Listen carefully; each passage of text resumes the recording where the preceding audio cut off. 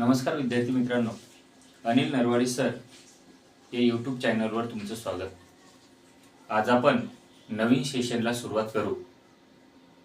नवीन सेशनमध्ये आपण आज फ्री फॉल याविषयी माहिती बघणार आहोत। त्याला आपण मुक्त पतन असं म्हणतो। एखादी वस्तू वरतून जर खाली येत असेल तर त्याच्यावर एक फोर्स ऍक्ट होतो, तो म्हणजे ग्रॅव्हिटेशनल फोर्स। जशी जशी वस्तू खाली येते तसं तसं त्याचा स्पीड हा वाढत जातो, म्हणजेच आपण त्याला ग्रॅव्हिटी असं म्हणतो। पण फ्री फॉल मध्ये, मुक्त पतन मध्ये असं होत नाही। याच्यामध्ये ज्यावेळेस एखादी वस्तू वरतून खाली येते त्यावेळेस फक्त आणि फक्त त्याच्यावर ग्रॅव्हिटेशनल फोर्सच ऍक्ट होतो, एनी अदर कोणताही फोर्स ऍक्ट होत नाही। त्याला आपण फ्री फॉल असं म्हणतो। या फ्री फॉल मध्ये आपण वरतून एखादी वस्तू जर खाली पडत असेल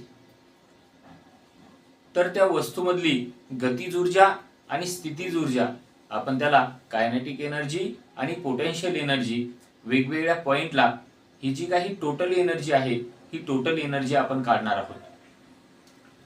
ही जी टोटल एनर्जी आहे ही टोटल एनर्जी तिन्ही पॉइंटला किंवा कोणत्याही पॉइंटला सारखी असते का, सेम असते का, ते आपण याच्यामध्ये बघणार आहोत। चला तर व्हिडिओला सुरुवात करू। आज आपण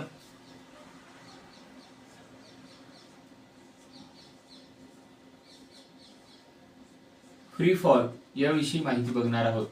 याला आपण मुक्त पतन असं आपण याला म्हणतो। समजा एखादी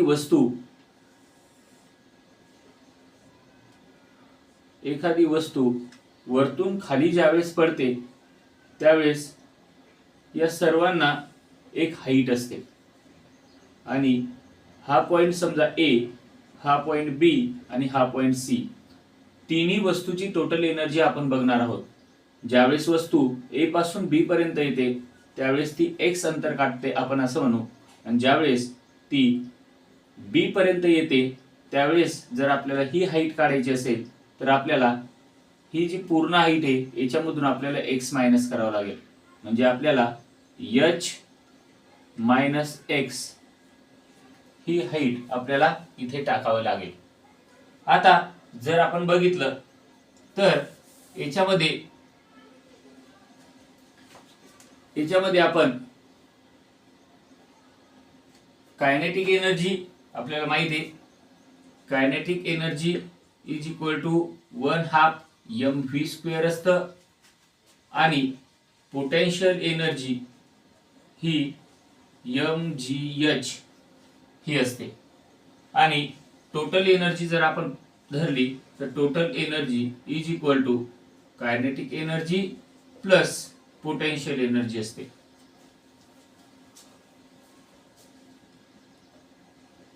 आता जर आपण बघितलं, आता आपण एक एक काढू। पॉइंट ए च जर आपण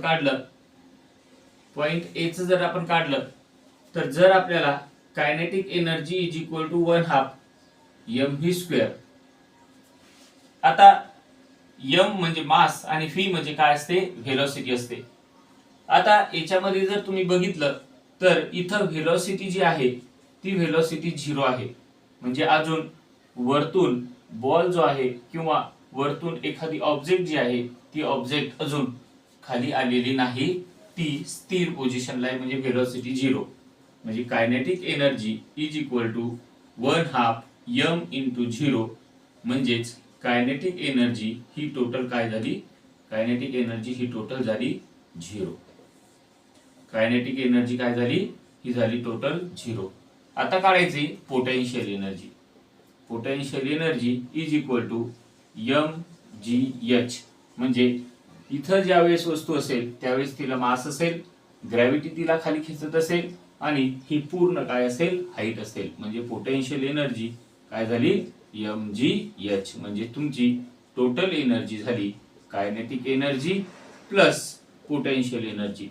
म्हणजे total energy is equal to काय, कायनेटिक एनर्जी किती आहे 0 प्लस पोटेन्शियल एनर्जी mgh. म्हणजे टोटल एनर्जी तुमची झाली mgh.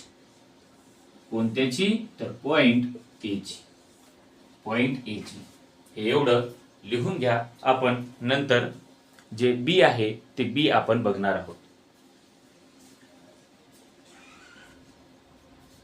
चला तर पॉइंट बी चा आपण बघू. आता ऑब्जेक्ट जो आहे, ऑब्जेक्ट कुठं आला आता बी वर. जर ऑब्जेक्ट बी वर आला असेल तर फॉर्म्युला जो आहे तो फॉर्म्युला तोच काय, टोटल एनर्जीचा. मग total energy is equal to, जर बी वर आला असेल पॉइंट बी, मग total energy is equal to kinetic energy plus potential energy. मग kinetic energy is equal to 1/2 mv².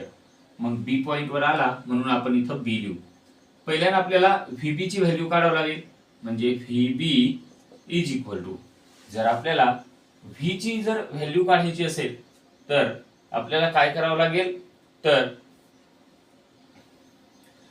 आपल्याला एक फॉर्म्युला वापरावा लागेल. तो आहे v² is equal to u² plus 2as.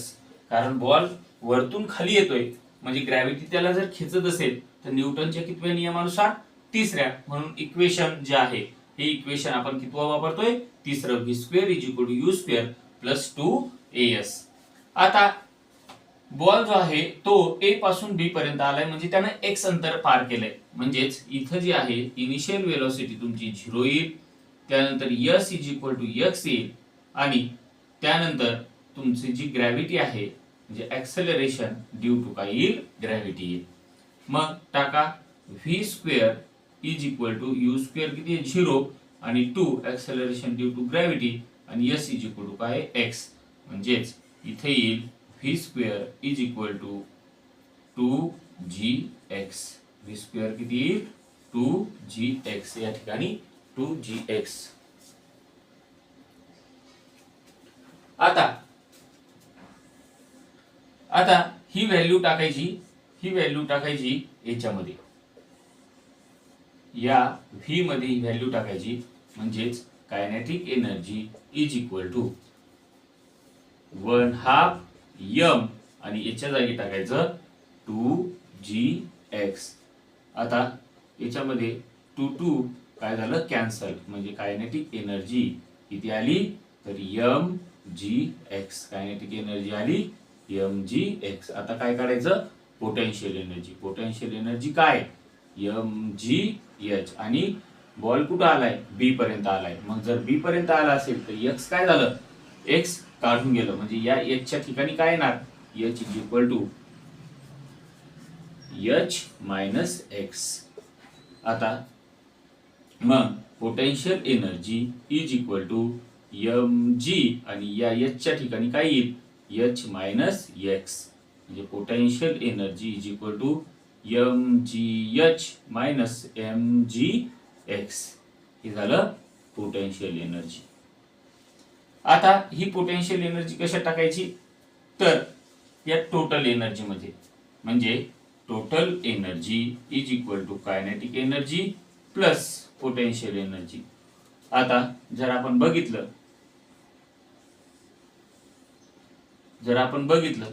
Kinetic energy किती आहे, total energy is equal to kinetic energy किती आहे mgx प्लस पोटेन्शियल एनर्जी किती आहे mgh minus mgx. Plus minus cancel आणि टोटल एनर्जी इथे जी आहे ती टोटल एनर्जी किती आहे, मग इथं लिहू total energy is equal to mgh. ही जी टोटल एनर्जी आहे ही टोटल एनर्जी कशाची आहे, पॉइंट बी ची.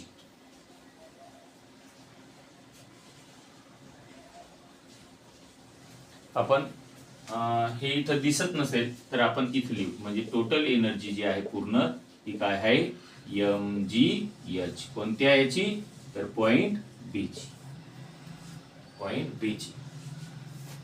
प्लस मायनस काय झालं कॅन्सल आणि टोटल एनर्जी काय आहे mgh. हे झालं पॉइंट बी च.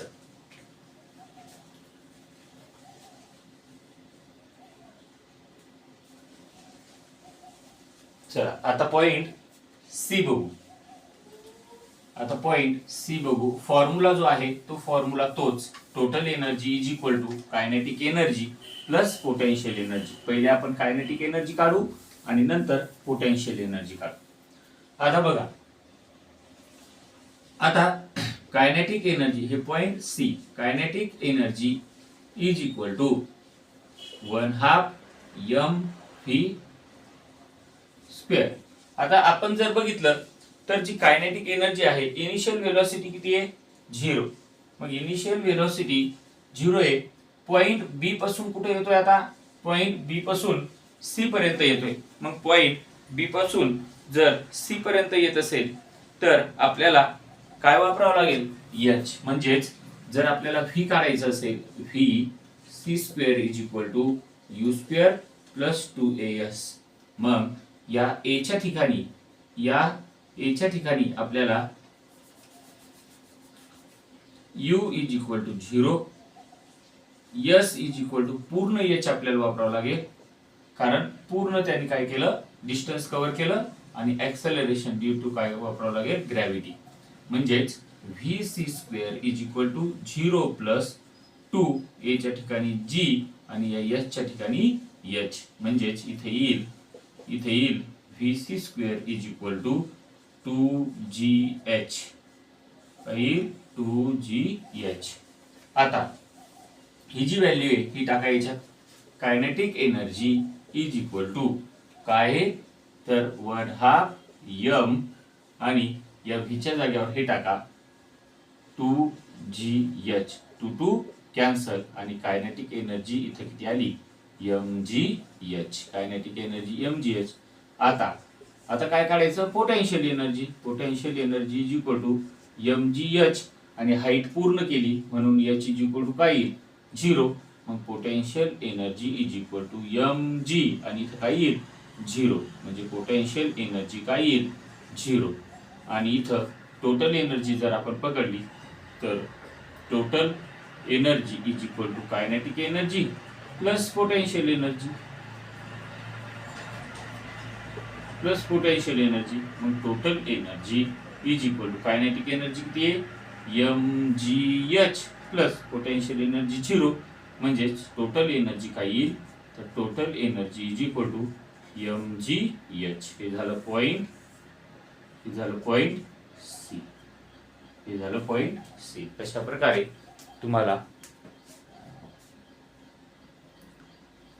प्रकारे तुम्हाला हे जे आहे हे आहे फ्री फॉल. तर फ्री फॉल म्हणजे आपण त्याला मुक्त पतन म्हणतो. म्हणजे तिन्ही पॉइंटला, पॉइंट ए, पॉइंट बी आणि पॉइंट सी, तिन्ही पॉइंटला टोटल एनर्जी जी आहे ती टोटल एनर्जी किती आली 0.